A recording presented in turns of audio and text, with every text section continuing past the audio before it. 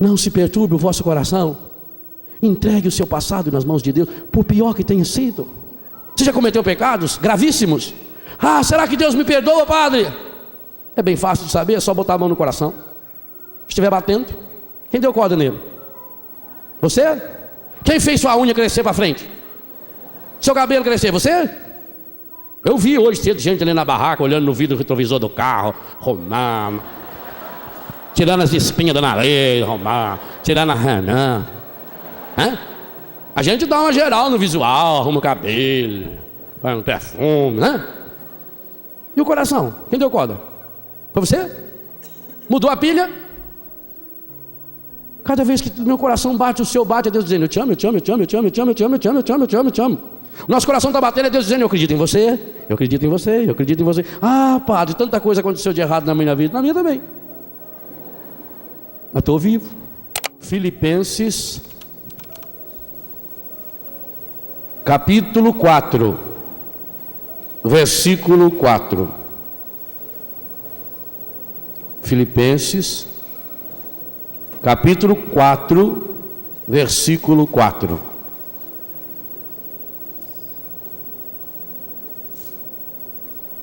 Alegrai-vos sempre no Senhor. Repito, alegrai-vos. Seja a vossa amabilidade conhecida de todos os homens. O Senhor está próximo. Não vos preocupeis com coisa alguma, mas em toda ocasião apresentai a Deus os vossos pedidos, em orações e súplicas, acompanhadas de ações de graças. E a paz de Deus, que supera todo entendimento, guardará os vossos corações e os vossos pensamentos no Cristo Jesus.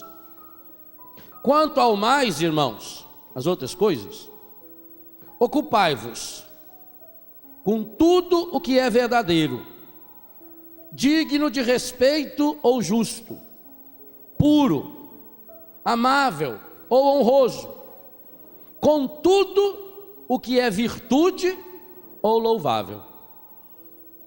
Praticai o que de mim aprendestes e recebestes e ouvistes, ou em mim observastes, e o Deus da paz estará convosco. Palavra do Senhor.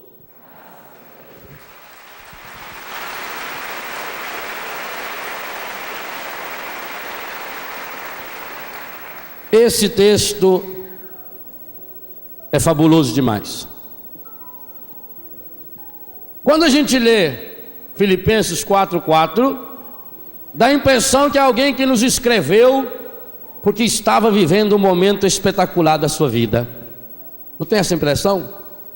Que situação você acha que alguém escreveria isso que Paulo acabou de escrever para nós? Alegrai-vos sempre no Senhor. Repito, alegrai-vos. Em todas as circunstâncias dai graças, todas. A primeira impressão que a gente tem é de alguém que esteja vivendo um momento fantástico da sua vida, de alguém que esteja muito bem de saúde, de alguém que tenha solução para todos os problemas.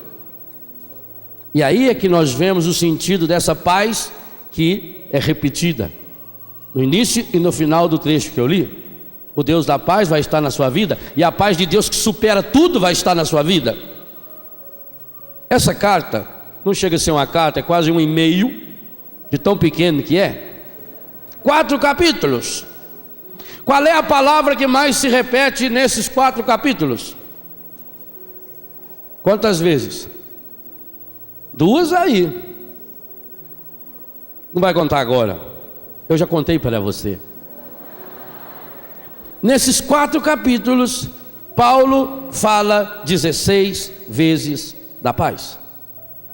Ou seja, ele repete e dobra a repetição em cada capítulo.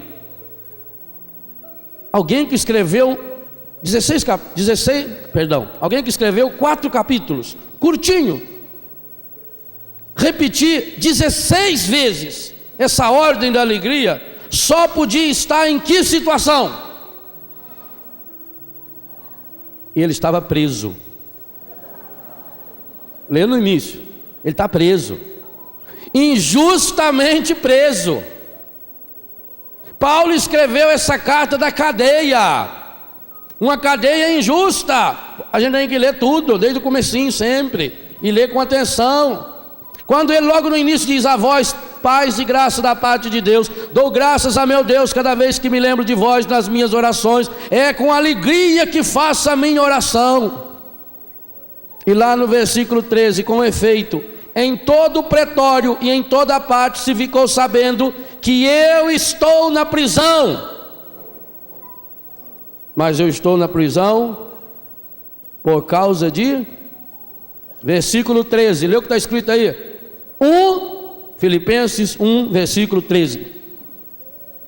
Irmãos, versículo 12: faço questão de que saibais o seguinte: o que me aconteceu tem contribuído para o progresso do Evangelho. Com efeito, em todo o pretório, ele está em Roma, e em toda parte, foi o assunto de Roma, se ficou sabendo que eu estou na prisão por causa de Cristo. E a maioria dos irmãos, encorajada no Senhor pela minha prisão, redobra a audácia, proclamando sem medo a palavra. Aí nós entendemos da onde vem essa força. Aí nós entendemos o que é a paz. Quando ele nos diz: alegrai-vos sempre no Senhor, repito, alegrai-vos. Seja a vossa amabilidade conhecida de todos, o Senhor está próximo. Não vos preocupeis com coisa alguma, em toda ocasião, toda, triste, ruim, boa, apresentai a Deus vossos pedidos em oração e súplica acompanhada de ação de graças. Consequência de tudo isso, versículo 7: e a paz de Deus, que supera todo entendimento, guardará os vossos corações e os vossos pensamentos em Cristo Jesus. Paulo está afirmando uma coisa pura, simples para cada um de nós. A paz tem nome, a paz é uma pessoa, e eu só chego a essa paz a partir do momento em que eu experimento uma pessoa. Jamais ela poderá vir de fora para dentro. Nada nem ninguém que estejam fora de nós pode fazer-nos felizes ou infelizes. Nada nem ninguém que estejam fora de nós podem colocar-nos ou tirar a nossa paz. A nossa paz tem que brotar de dentro, ela é fruto de uma experiência. Agora, é isso que nós fazemos? Paulo está vivendo aqui aquilo que ele já tinha vivido, que está no livro dos Atos dos Apóstolos, capítulo 16, versículo 16, quando ele está pelado, todo machucado, meia-noite, jogada lá no porão de uma prisão injusta. O que ele começa a fazer? Louvar o Senhor. E ele cantava tão alto, ele cantava tão forte, que as grades da cadeia caíram. E aí o carcereiro vai dar um tiro no ouvido, ou vai enfiar uma espada e diz: não, eu estou aqui. Como quem diz: o que me prende não são as grades. Não precisa se matar não, rapaz, deixa de ser besta. O carcereiro vai até lá, não tem grade, e os dois estão lá, os dois peladão cantando. O carcereiro fica tão impressionado que ele como que pergunta: me dá um pouco desse negócio, eu quero ter essa alegria. E o Paulo peladão reza por ele. Se você ler com calma, vai perceber que só no final é que ele sobe, põe roupa e cuida das feridas do Paulo, com dor, ferido, machucado. Essa mesma experiência aos filipenses. Nós temos que experimentar o que Paulo experimentou. É aquilo que Jesus disse no Evangelho de São João, no capítulo 14, a partir do versículo 1: não se perturbe o vosso coração. Credes em Deus, crede também em mim. Coragem, eu venci o mundo. Logo em seguida: a paz que eu vos dou-vos a minha paz, não como o mundo dá. Mas tende coragem, no mundo tereis preocupações, eu venci o mundo. E São João vai encerrar, logo antes da oração sacerdotal de Jesus, o último versículo do capítulo 16 de São João, retomando, para que a gente não se preocupe. Olhem lá, Evangelho de São João, capítulo 16, versículo 33: Eu vos disse essas coisas, para que em mim tenhais a paz. No mundo tereis aflições, mas tende coragem, eu venci o mundo. Meus irmãos, se nós queremos ser semeadores da paz, nós precisamos ter essa convicção. Nada que nos aconteça, de bom ou de ruim, pode tirar a nossa paz, quando nós sabemos aonde nós vamos. Agora, quando nós olhamos fatos isolados da nossa vida, quando nos detemos nesse fato e ficamos ali em cima dele, e ficamos cavucando aquele fato, e cada um que chega, a gente, soube o que aconteceu comigo, meu Deus, rapaz, olha, nem te conto, que coisa, e foi terrível. E aí você quer passar por outra emoção do que você sentiu, mas como é impossível isso acontecer, então você começa a aumentar. É daí que vem a história de que quem conta um conto aumenta um ponto, porque como a pessoa não está mostrando reação que você pensava, a pessoa, não, que coisa, não. E aí o que acontece? A pessoa fica tentando, enquanto você está contando a sua desgraça, a pessoa está tentando lembrar uma dela pior para te contar. Mas comigo foi muito pior, eu sei como é isso, eu já tive coisa pior, isso aí não é nada. Fica em cima do problema. Se você isola o problema na vida, você não vê a vida. Tinha um rei, ele era ateu, e a maior raiva desse rei era um empregado carismático que ele tinha. Tudo que acontecia, o empregado falava: Deus seja louvado, Deus sabe o que faz, Deus é bom, Deus é maravilhoso. E aquilo irritava o rei. Mas ele era um bom empregado. Ele defendia o rei, a segurança pessoal do rei. Tudo, podia ser coisa boa, coisa ruim. Ele, muito obrigado, Senhor, louvado seja Deus, aleluia, glória. Um dia eles foram caçar. Estão lá no meio do mato caçando. De repente uma fera atacou o rei.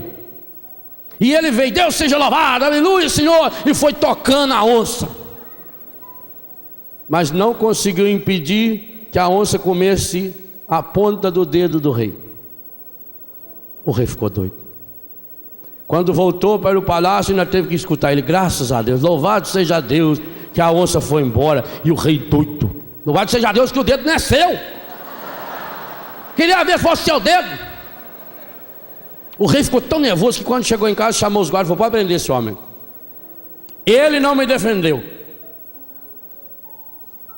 E ele foi jogado na prisão. Mas todo dia lá na prisão ele estava louvando a Deus.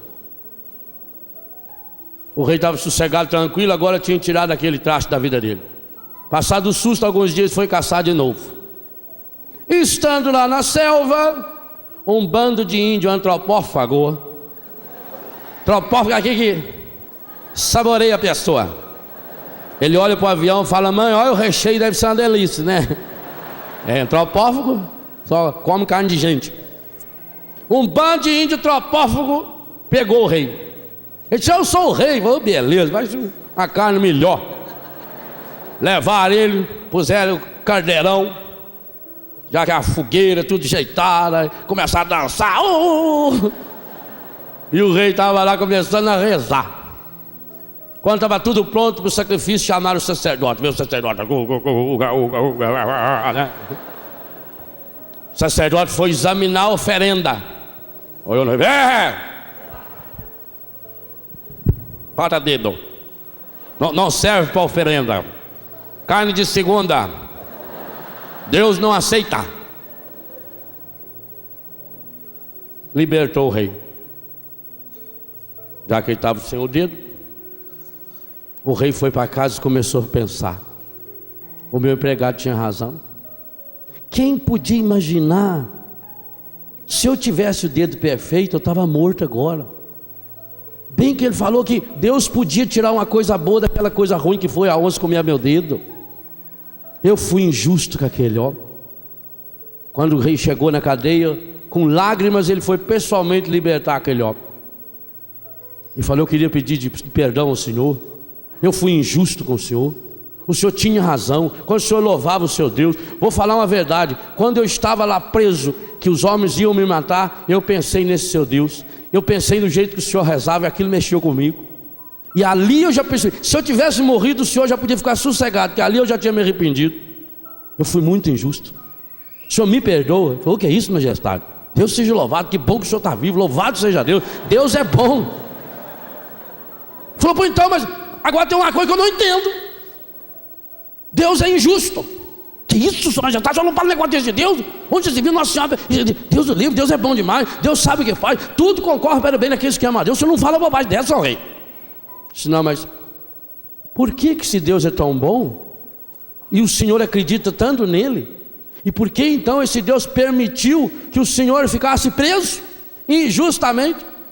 Falou: sou rei, eu queria muito louvar, agradecer a Deus. Esse tempo de prisão foi muito bom para mim, glória a Deus, louvado seja Deus. Foi um tempo que eu pude me arrepender dos meus pecados, eu pude ler a palavra, eu tive sossego para rezar, eu fiz uma reflexão de toda a minha vida, eu vi quanta coisa eu posso mudar, eu vi como Deus é maravilhoso, como Deus tem cuidado da minha vida, como eu tenho sido ingrato, que eu tenho que louvar muito mais, glorificar a Deus. Eu preciso louvar esse Deus.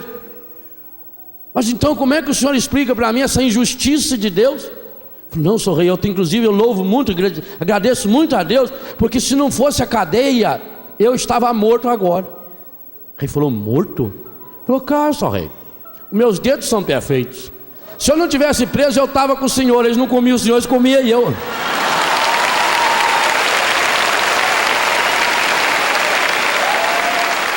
É assim a vida. Então aquela prisão salvou a sua vida. Paulo está na prisão ajudando a salvar a vida dele, a minha e a sua. Não foi a vontade de Deus. O próprio rei disse: o Senhor esteve jogado numa prisão injustamente. Mas, meu irmão, minha irmã, se você coloca sua vida nas mãos de Deus, mesmo que você seja aprisionado injustamente, o nosso Deus é poderoso o suficiente para transformar até a prisão injusta numa fonte de vida e salvação para você e para toda a sua família. Deus não permite o mal. Fica bem claro. O mal é feito pelo egoísmo humano. O mal é provocado pela calúnia humana. O mal nós mesmos provocamos. Nós provocamos mal para nós. No nosso jeito de comer, no nosso jeito de beber, no nosso jeito de dormir, na maneira como nos vestimos, como nos alegramos, na nossa ânsia de ganhar, de querer mais. O egoísmo humano, o orgulho, a vaidade, a prepotência. Quantos absurdos se fazem no mundo? Quanta gente rica. Eu fico tão triste quando eu vejo gente rica, gente milionária. Primeiro porque eu nunca vi um rico feliz. Nunca. Tudo rico é infeliz, não sabe ser amado, porque ele não sabe se a pessoa gosta dele ou do dinheiro dele. Nunca vi. Mas gente sobrando, jogando dinheiro fora. E às vezes a gente com tão pouco dinheiro, quando as pessoas se unem, a gente consegue realizar coisas absurdas e maravilhosas. Se cada um partilhasse um pouco mais do seu dinheiro, do seu tempo, da sua inteligência, se cada um sonhasse porque acredita nesse Deus. Então, gente, as coisas negativas, elas somam para nós, ela ajuda você a tomar mais cuidado. Eu tenho que fazer a parte humana, o evangelho de ontem. Toma o menino e a mãe e foge para o Egito. Pega o menino e a mãe e volta, mas não vai para lá. Nós temos que fazer a parte humana. Viver da providência de Deus não é viver na preguiça. Viver da providência de Deus é fazer a sua parte. Eu digo para os meus filhos lá em Betânia: o que mata o pasto não é o mata-pasto, é a preguiça de arrancá-lo. Então vamos arrancá-lo, essa é a nossa parte. Deus faz a parte dele, mas eu tenho que fazer a minha parte. E se eu quero ser semeador de paz, a grande palavra do evangelho é: não se perturbe o vosso coração. Aliás, vamos dar essa frase como tema da pregação, o diretor já fique sabendo. Não se perturbe, para depois você ir lá e comprar a fita. Não se perturbe o vosso coração. E esse vosso é no sentido meu e do outro. E quem está me falando isso? Paulo? Não, Jesus. É Jesus que olha para mim, para você e diz: não se perturbe o vosso coração. Aconteceu uma desgraça? Não se perturbe o vosso coração. Primeira condição para não se perturbar o coração: pegue o seu passado e o entregue na mão de Deus. Meu irmão, minha irmã, tudo que você já viveu, tudo que você já fez ou deixou de fazer no passado, bonito ou feio, não volta. O Rio Iguaçu, ele vai pequenininho, acolhendo a água, porque a meta dele é chegar no mar. Ele não volta. Se ele voltar, ele faz um estrago medonho. Se você quer ser semeador da paz, se você quer fazer essa linda experiência de não perturbar o coração. Perturbar é turbar por todo. Turbar, chacoalhar, é machucar, Não se perturbe o vosso coração. Primeira coisa a fazer, entregue o seu passado para Deus. Ah, Padre, eu já fiz tantas coisas erradas. Será que Deus me perdoa? Veja se você está vivo. Estamos, bem, daqui 20 minutos no Japão é ano novo. Estamos a 20 minutos do ano novo. O Japão é 12 horas antes de nós. Estamos a 12 horas e 20 minutos de mais um ano. Para nós cristãos não pode ser só uma mudança de calendário. Para eu acolher o ano novo, eu preciso entregar para Deus o ano velho. Por isso que hoje na missa, traga o seu calendário. Nós vamos queimar o calendário no ato penitencial. Se você quer fazer a linda experiência de não perturbar seu coração, entregue o seu passado para Deus. Eu sei que muitos aqui têm experiências difíceis do passado. Sei que muitos aqui sofreram violência, fizeram erros, cometeram erros, usaram drogas, se prostituíram, foram injustos, machucaram as pessoas, se machucaram. Mas meu irmão, você quer continuar deixando o passado estragar a sua vida? A grande ordem de Jesus: não se perturbe o vosso coração. Para cada um dos piores pecadores não olhe para trás. Não é por acaso que Jesus jamais, em nenhuma circunstância, fez nenhuma pergunta sobre o passado de nenhuma pessoa, por pior que ela foi. Nenhuma, nunca. Aliás, essa foi a experiência que mais tocou o meu coração de jovem e continua tocando o meu coração de padre. A certeza do Evangelho: Jesus nunca fez nenhuma pergunta sobre o passado de nenhuma pessoa. E olha que ele teve contato com pessoas que cometeram pecados, que se juntar aos pecados de todos nós aqui não dá um deles. Por exemplo, Pedro, que o negou.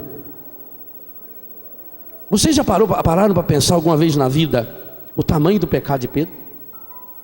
Pedro era papa. Jesus tinha dito: tudo aquilo que você ligar na terra será ligado no céu, aquilo que você desligar será desligado.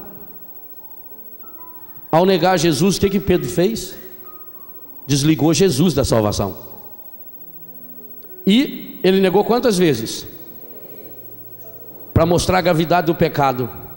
Por que Pedro negou 3 vezes?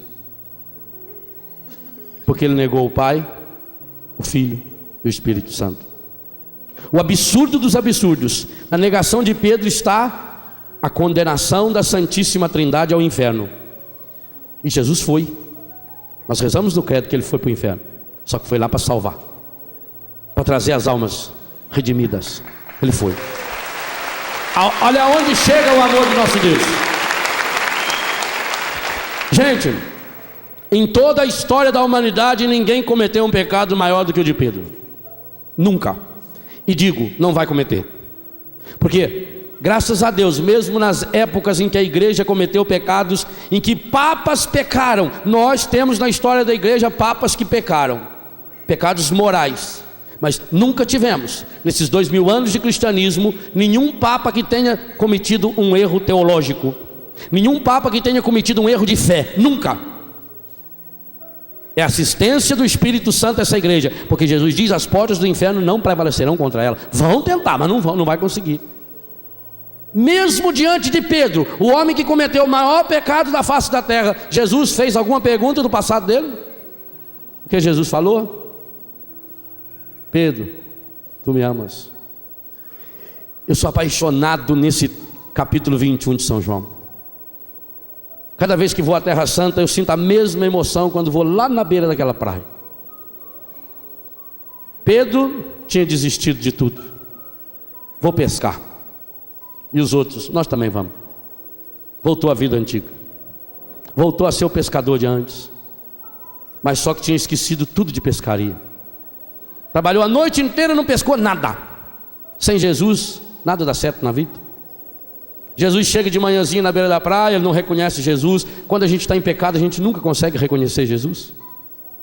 Quando a gente está olhando demais para si mesmo, a gente não enxerga Jesus, mesmo que ele esteja ali do nosso lado. Como ele caminhou um dia inteiro com os 2 discípulos de Emaús, mas eles estavam com o coração tão fechado no pecado, tão perturbado. Por isso não perturbe o vosso coração, que eles não conseguiram enxergar Jesus que caminhava com eles. Eles não conseguiram sentir o cheiro de Jesus. Pedro também não conseguiu perceber que era Jesus. E Jesus, amigos, tem alguma coisa para comer? Jesus vai ao pecador como que precisa do pecador. Do mesmo jeito que Jesus falou para a samaritana: dá-me de beber. Ele, a fonte da água viva, pede de beber a uma mulher prostituída da Samaria. Ele, o pão da vida, pede de comer a um pescador da Galileia que o havia negado 3 vezes. Ah, que Deus é esse? Que Deus se faz desse tamaninho para chegar no nosso tamanho, para nos levantar? Jesus pede, nós não temos nada. Que triste. Aquele homem que acompanhou Jesus a vida inteira, aquele homem que participou dos grandes milagres de Jesus, que viu todos os principais milagres de Jesus, que esteve com Jesus sozinho, rezando no monte, que participou de todos eles, de curas. Quando Jesus lhe pede um pãozinho, um peixe, ele diz: eu não tenho nada. Esse Pedro sou eu e é você. Depois de tantas vezes que Deus nos dá graças em cima de graças, nós continuamos dizendo: eu não tenho nada, Senhor, eu não dou nada para Deus, eu estou fechado no meu egoísmo, eu estou fechado no meu comodismo, eu estou fechado na minha miséria e não saio de mim para o encontro do outro. E Jesus, mais uma vez, diante da miséria, do fechamento de Pedro, então joga direito a rede, joga a rede do lado direito, mas a gente podia dizer: joga direito essa rede. E Pedro obedece. Ainda bem, alguma coisa sobrou. Você também, se ainda sobrar essa obediência à palavra, meu irmão, minha irmã, é suficiente. E Pedro jogou a rede. E aí acontece uma coisa maravilhosa, que pegaram tanto peixe que eles não conseguiam trazer sozinho, de tanto que era. E aí João diz: é o Senhor. Ah, Pedro, não tenha dúvida, ele estava pelado, mas diante do Senhor ele não pode ficar pelado. Pelado é longe de Jesus. Pelado é quando está sem o pecado. Pelado é quando está sem Jesus, quando está no pecado. Pelado ele estava igualzinho a Adão e Eva no paraíso quando pecaram. E ele veste a roupa, pula na água e vai até Jesus. 100 e poucos metros ele nadou no instantinho. A menos sabia nadar, não tinha aprendido a caminhar sobre as águas. E agora nem Jesus poderia caminhar sobre as águas, porque como ele tinha morrido na cruz, o pé estava furado e ia afundar. Então Jesus ficou lá na margem chamando o Pedro, e o Pedro foi nadando. Nem Jesus poderia caminhar mais, tinha a marca do pecado ali. E o Pedro chega nadando, mas ele está meio desconfiado e não sabe o que fala com Jesus. Quando ele chega lá, Jesus tinha feito uma surpresa. Tinha brasas preparadas. O que significa brasas preparadas? Tinha feito uma fogueirinha. Não era brasa jogada, foi preparada, foi arrumadinha. Jesus tinha feito uma fogueira. Por que Jesus fez a fogueira? Não. Um homem que tem o poder de multiplicar peixe podia assar peixe só num. Ou podia comer um sashimi, que é o peixe cru. E ele está lá na mesma reta do Japão. Jesus preparou a fogueira para curar Pedro. Porque Pedro, quando negou aonde? Em torno de uma fogueira. Jesus sempre faz uma fogueirinha para assar o nosso coração no seu amor. Pedro chegou e viu a fogueira. E lembrou: falei, na festa de São João do ano passado, andei fazendo umas bobagens. Mas aí a presença de Jesus começa a mudar. Primeiro, 3 vezes fala da rede. Primeira diz que eles pegaram tanto peixe que nem todos eles juntos conseguiram puxá-la. Aí Jesus chegou. Ele chegou perto de Jesus. Quando Pedro estava perto de Jesus, o Papa, os outros conseguiram arrastar as redes. Juntos, eles não conseguiam trazer uma rede. Aí Pedro largou eles, parece um absurdo, e foi ficar perto de Jesus. Foi Pedro ficar perto de Jesus, eles tiveram forças para trazer as redes. Incoerência? Não, perto de Jesus. Pedro perto de Jesus, a igreja tem força. Se você quer estar com a força da igreja, esteja na igreja que tem Pedro perto de Jesus. Não tem outro. É lindo.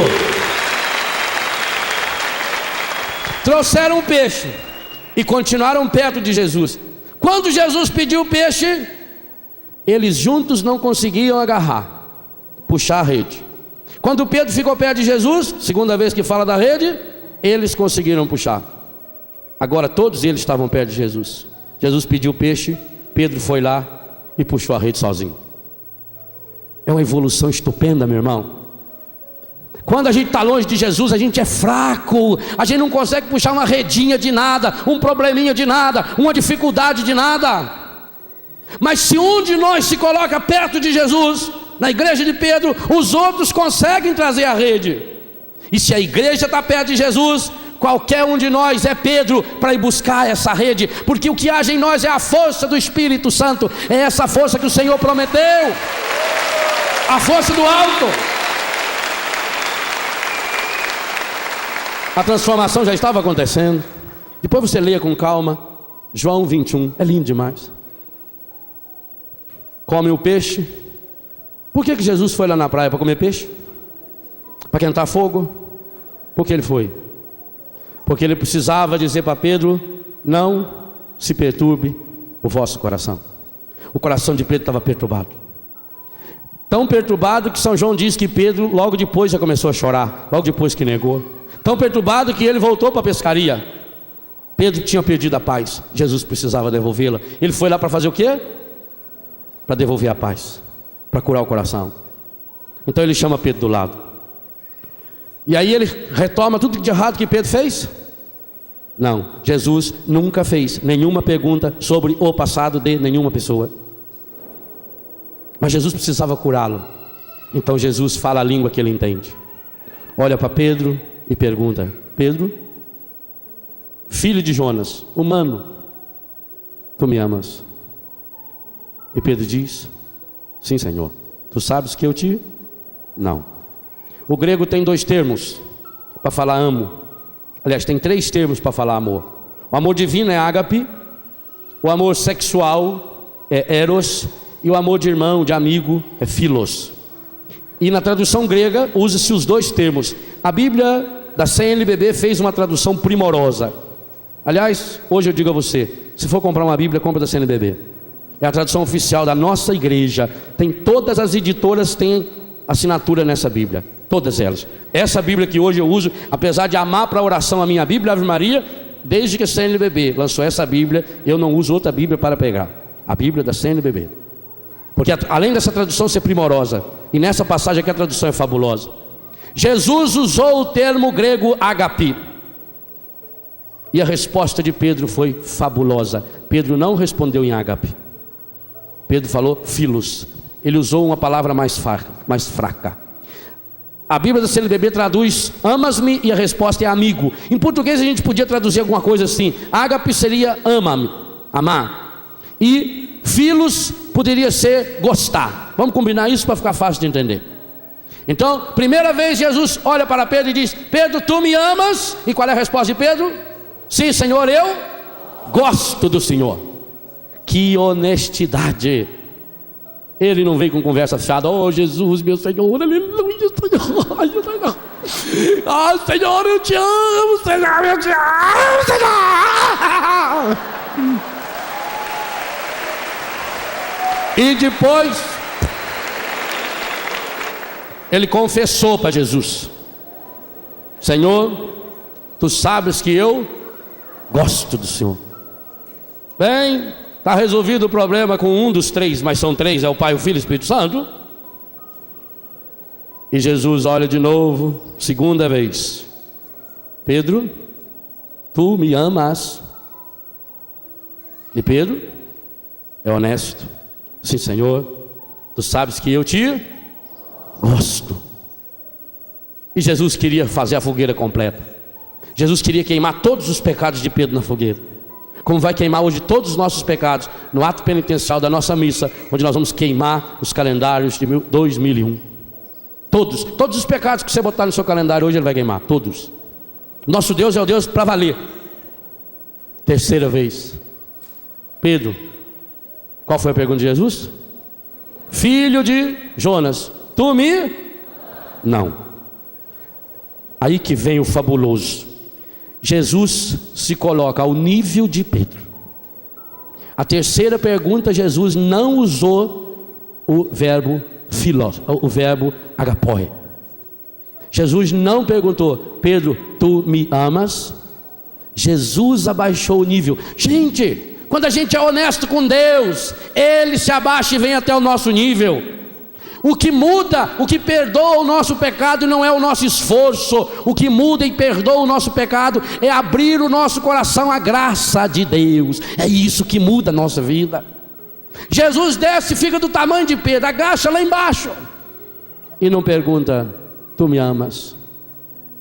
Jesus fala: Simão, filho de Jonas, tu gostas mesmo de mim? Olha que pergunta. E aí Pedro abre o coração. E aí a resposta de Pedro como é? Senhor, ele colocou uma vírgula. Leia com atenção. Senhor, as duas primeiras vezes ele dizia: Senhor, tu sabes que eu te gosto. Segunda vez: Senhor, tu sabes que eu te gosto.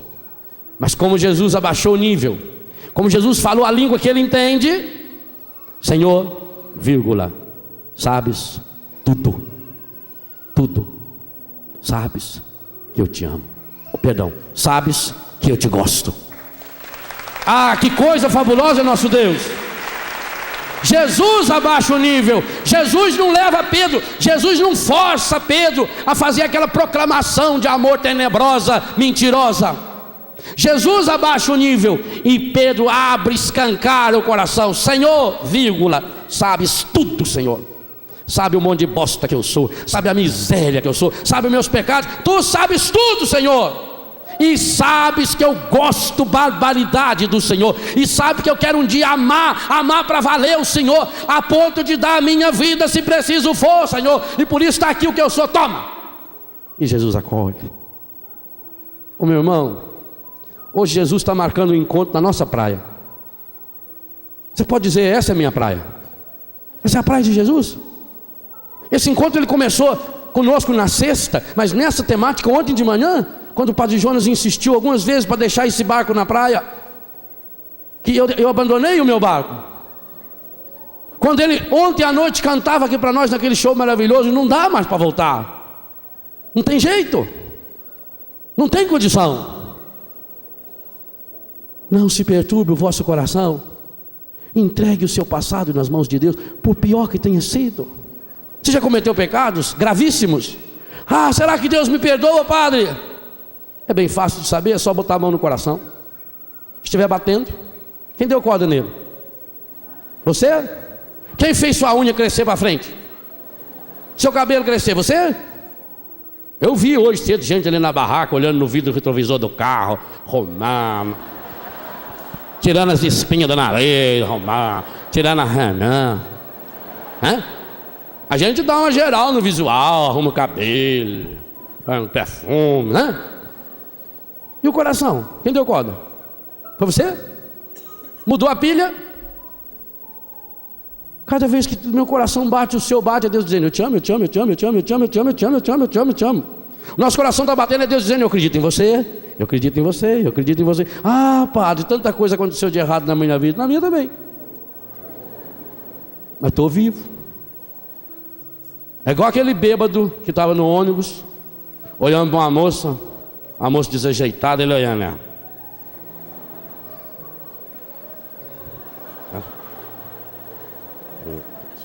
A moça foi se irritando: por que está olhando? Eu falei: meu Deus, eu estou observando aqui, mas tu é feia. Ah, louca, Deus do livro, você é muito feia. Ela falou: mas muito bonito mesmo, né? Você é bêbado desse jeito, falar de mim? Eu falei: amanhã eu estou bom. Passou. Os problemas vêm e vão. Meu irmão, minha irmã, você é vitorioso, você é vitoriosa. Ah, padre, mas eu sofri na infância. Sofreu? Acabou.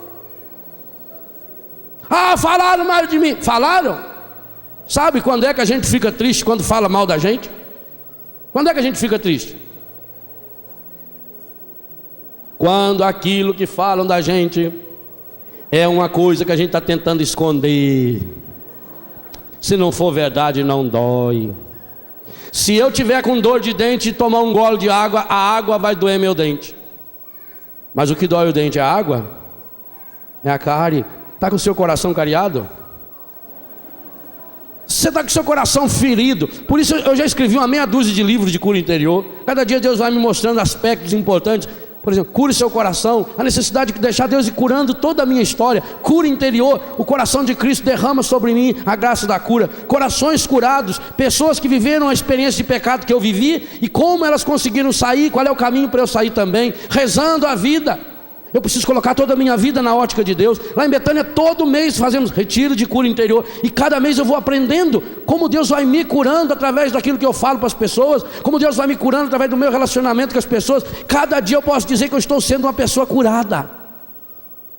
A gente vai fazendo experiência linda, gente. Olha, eu amo celebrar missa, acho que é a coisa que eu mais gosto de fazer como padre. Mas não fiquem tristes com o que eu vou dizer. As missas que eu mais gosto de celebrar não é com multidões, porque eu não consigo celebrar uma missa e gente gritando, como tem criança berrando aí, gente andando para cá. Aquilo vai me doer no coração. Eu não consigo. Então as minhas missas que eu mais gosto de celebrar é na minha casa, na minha capelinha. Tanto que eu, todo dia na hora para celebrar a missa, eu tomo banho antes, faço a minha barba antes, igualzinho para vocês. Preparo o sermão, risco direitinho na Bíblia todo dia, para celebrar a missa com os meus, e é livre a missa, não é obrigatório lá em casa. Então vai lá uns 20, 30 que celebra a missa comigo. Mas não é só por isso que eu gosto de celebrar, além do silêncio. O que eu mais gosto é quando a gente, vamos colocar agora diante de Deus nossa fraqueza e pedir perdão.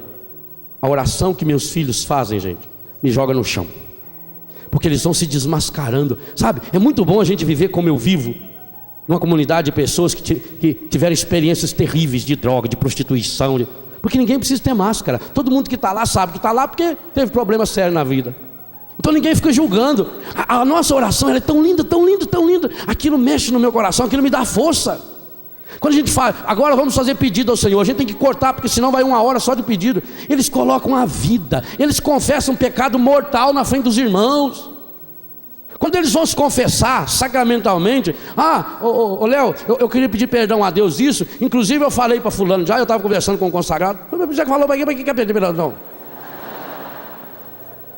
É essa honestidade, e é isso que falta infelizmente na grande maioria dos cristãos católicos hipócritas, que põem uma máscara de cristão, que se diz muito santo, que se diz muito renovado, que se acha melhor do que os outros, a ponto de poder julgar e condenar as pessoas. Tem gente que perde tempo na vida falando mal dos outros, julgando, condenando os outros. Oh meu Deus do céu, que bom que Jesus desce ao nosso nível, vem aqui no nosso nível, e fica do nosso tamanho, igual ele fez com a samaritana. Ele sentou na beira do poço. A prostituída que trouxeram até ele, essa quenga foi pega em flagrante adultério, pela lei tem que ser apedrejada. E o que ele fez? Se agachou, ficou do tamanho dela. Quem não tem pecado joga a primeira pedra. Zaqueu, aquela tampinha, ladrão, subiu na árvore porque se achava mais do que os outros. Desce daí. Ele não desceu, ele caiu. Eu vou jantar na sua casa. Vai lá e senta na casa do Zaqueu. Aí o Zaqueu se sentiu o máximo, porque sentado fica tudo do mesmo tamanho. E Jesus amou o Zaqueu, não falou nada para ele, não falou convertei-vos e crente no Evangelho. Jesus amou o Zaqueu. E na hora que estava terminando a janta, o Zaqueu Senhor, se eu pequei, todo mundo sabia que ele pecava, menos ele. E que bom que ele se confessou para a única pessoa que podia perdoá-lo, Jesus. Quando a gente não se confessa para Jesus, a gente confessa para todo mundo, com a vida. E Jesus olhou para ele: ô meu menino, meu toquinho de marrabote, hoje a salvação entrou na sua casa. Hoje a salvação entrou na sua casa. Condenou Zaqueu? Condenou a samaritana? Mateus? Pedro? Tiago? Léo? Não. Ele não nos condena nunca. É um Deus que nos ama.